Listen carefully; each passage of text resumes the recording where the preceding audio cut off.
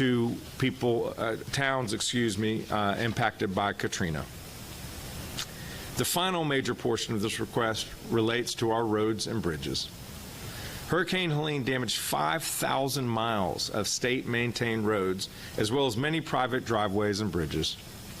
I am incredibly proud of North Carolina DOT's work to reopen more than 97% of state-maintained roads that were closed because of the storms. But we're still waiting on reimbursements for much of the work that's already been done, and it's not a matter of simply doing quick repairs to get the roads reopened. We've got to build roads that will last. For example, I-40 has reopened, and people use it to go to Tennessee and back on a daily basis. We were able to repair it so fast only by using temporary measures. To get I-40 back to full strength, it will take more than $1 billion. That is just one, albeit a very important, example. So I'm requesting nearly $2 billion in new funding from Congress, not just to restore our roads to normal, but also to protect them against future damage and build them back stronger than before.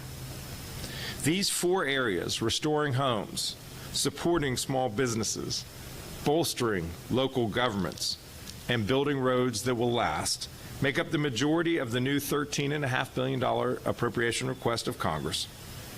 But that's not all we are seeking. We're still waiting on billions of dollars that Congress appropriated last December with the American Relief Act. We are grateful for the millions that have gotten signed off in recent weeks.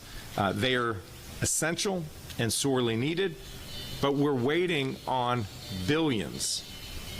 We're seeking $6 billion. Is that the president?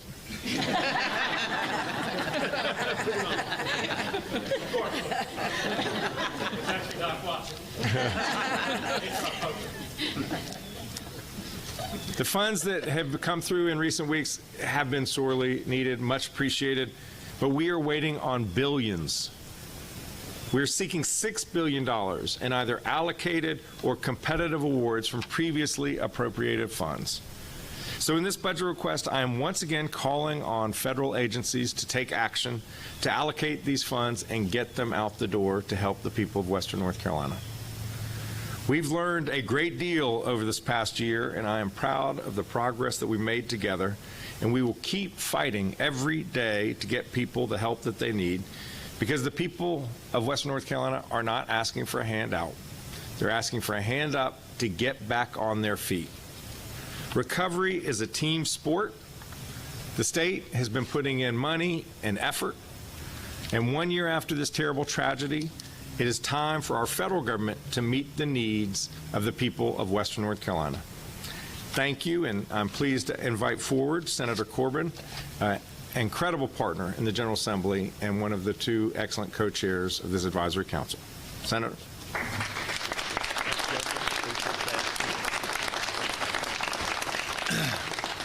Thank you, Governor, and I'd like to echo his thanks for this group that's standing behind me. Mayor Manheimer and I are pleased to be chairing this committee of very talented, nonpartisan leaders from every spectrum of Western North Carolina. So thank you for your time and your effort and your service. This is and continues to be a pleasure for us. Good morning. I'm here to lend my support to Governor Stein's request for $13.5 billion in new Helene funding from Congress. The North Carolina General Assembly has worked hard over the past year to come across our differences and focus on getting people the help that they need.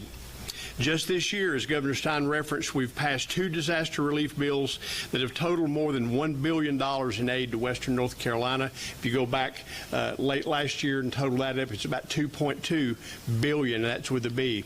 And I believe, Governor, before now, the most that the General Assembly has ever allocated for storm relief is about $500 million. So we're already at 4 times that, and we have more money waiting to be allocated. I know that the legislature will continue to work together and work with Governor Stein to keep recovery efforts moving forward. However, we do need the federal government to continue to partner with us in this effort. Folks, we're talking about $60 billion in damages. That's way more than this state can pay for. Let me put that in perspective for you. Our budget for the entire year, this is everything the state pays for, schools, police, roads, is about $34 billion. So the damage is almost double the amount of our entire state budget. Our budget for the, we need federal help because of that. And $60 billion, folks, is not just a number. It's people getting a roof over their head, being able to put food on the table.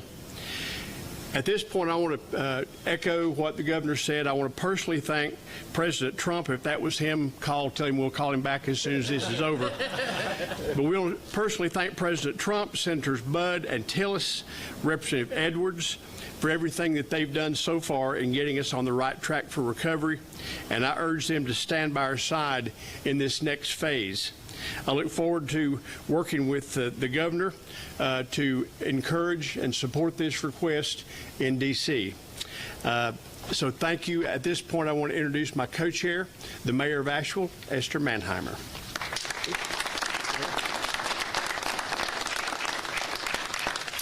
Thank you, Senator Corbin, and thank you, Governor. And standing here with me, it's been our pleasure to chair the Western North Carolina Recovery Committee. These are representatives from all across Western North Carolina. And we've been meeting in various communities and been able to see firsthand what these communities experienced through this hurricane. I'm going to talk a little bit about what our challenges are in Asheville, but I think they're representative of all the affected towns and counties that were hit by Hurricane Helene. In Asheville, we've come a long way this past year as we approach this one-year milestone. A lot of services have been restored, like water and power, communications, and many of our roads, not all of our roads, but many of our roads. But now we're moving into the period of long-term recovery. Our unemployment rates are still too high. They have not recovered to pre-storm lows. Many of our businesses, especially those near the French Broad River and the Swananoa Rivers, were significantly damaged or destroyed, and they're still working to reopen. Some have and some still have not. The infrastructure damaged by the floods that supports these businesses also needs repair and rebuilding. And many of our parks along the river, including playgrounds, a swimming pool, soccer fields, a golf course, multi-use paths that are normally enjoyed by thousands, are in need of repair. Some stormwater and water infrastructure is still in need of either repair or significant improvement to make us more resilient in the face of future events. And we still need to get rid of debris and destroyed structures that linger on private property and make our city look much less welcoming to locals and visitors alike. The city is also undertaking the massive job of removing debris in the 20,000 acres of watershed property around the North Fork Reservoir, which is why it is so important that during this time and through this hurricane season, FEMA continues to support the cost of operating the temporary water filtration system built by the Army Corps of Engineers that is located at the reservoir. Even with this work ahead of us, today, almost 1 year later, Asheville is open for business. But every investment, every dollar of support will help us continue our journey of recovery and help us to rebuild an economy better than ever, to not only host those who want to visit, but provide jobs and quality of life for those that live there. Recovery costs money, more money than any city or county in Western North Carolina can manage, even from a cash flow standpoint. We continue to work to recover, all while waiting for FEMA to reimburse us. And I will say as an aside, I know there's a lot of staff here from cities and counties, how much time it's taking out of our lives every day just to fight to be reimbursed for the funds that have already been allocated by Congress. We need to do other important recovery work rather than continuing to advocate for these vital reimbursements. I am grateful for the reimbursements that have come through, but the lag time makes it that much harder for us to do our jobs. So I stand with Governor Stein and his request for more help from Congress. We've come so far, but we have a long way to go. And now I'm going to thank you all and turn it back over to the governor.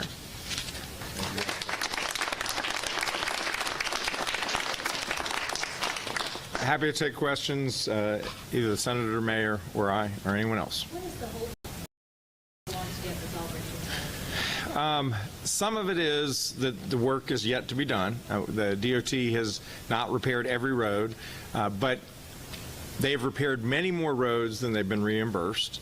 There was news a week or two ago about the Secretary of Homeland Security approving funds that were on her desk. She has to now approve every reimbursement in excess of $100,000, and that was slowing things down dramatically. She has approved a number of those funds. Great news, we don't have access to that money yet because they've created a third bureaucratic level of review called Defend the Spend, and it's in this DOJ committee, and that can take another 30 to 90 days. So we're getting approved by FEMA, then, and that used to be it. Once that happened, you used to be able to get the money and get it right back to these local governments. Now it needs to then be approved by the Secretary of Homeland Security. That used to be it. Now it has to be approved by DOJ. And so all of this is slowing down the reimbursements, which means these local governments do not have cash flow. This is for projects they've already done that were approved, and they're just waiting on the reimbursement, and it's taking way too long.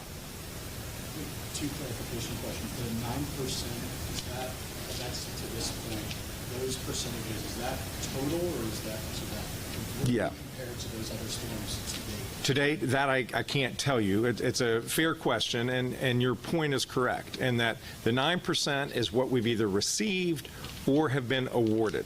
So, for instance, the $1.6 billion in CDBG-DR money that we've been awarded, we haven't received that money yet. We've spent just a fraction of it. DOT has another billion-something dollars that have been allocated, awarded, but we haven't received that money yet. So what we want is, over the end period, to be able to make sure that North Carolina is fairly treated. The federal government has been a good partner, and I want to echo what Senator Corbin said. Our two United States senators, Senators Tillis and Budd, Representative Edwards, the entire delegation, they've been championing Western North Carolina. We just need, this is the next step, and this is the time when they need to step up and make another major appropriation. Do you know what, like, if you were to compare how long it took previously when you only needed FEMA approval to now, is that months, weeks, or what? I'll have to get back to you on that. All I know is that these extra layers of bureaucratic review is slowing down the reimbursement to these local governments. I've heard Representative Edwards say that 1,000 times that there's too much bureaucracy in government in general, and it sounds like that another layer has been added. There will be other natural disasters in North Carolina, or have been other natural disasters in the United States this year. Is this something that you think North Carolina can champion about cutting through some of that red tape to get our community back on track? Yes, FEMA plays a critical role. I think everyone up here will say that their experience with FEMA generally was positive. It played a constructive role in the immediate response and then the starting of the recovery process. But it is too slow, and it can be restructured. It can be reformed. It can be improved so that the funds come quicker. The funds can be used for more than just getting a house back to the state of repair it was before the storm, but actually can be used to strengthen and improve a home. Because right now, you get money immediately to help with your home right after the storm from FEMA. Then you have to wait a year, sometimes 2 years, to get the HUD money to improve your home. And that's just, it adds expense, it adds time, it adds inconvenience. So there are ways that we can streamline the recovery process, and we will be working with the administration to do just that. Thank you, everybody.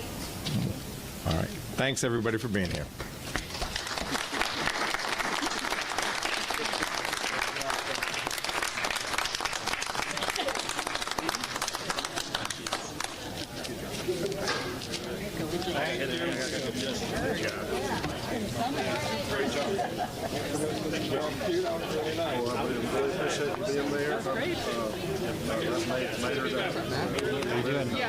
Are the trains on time?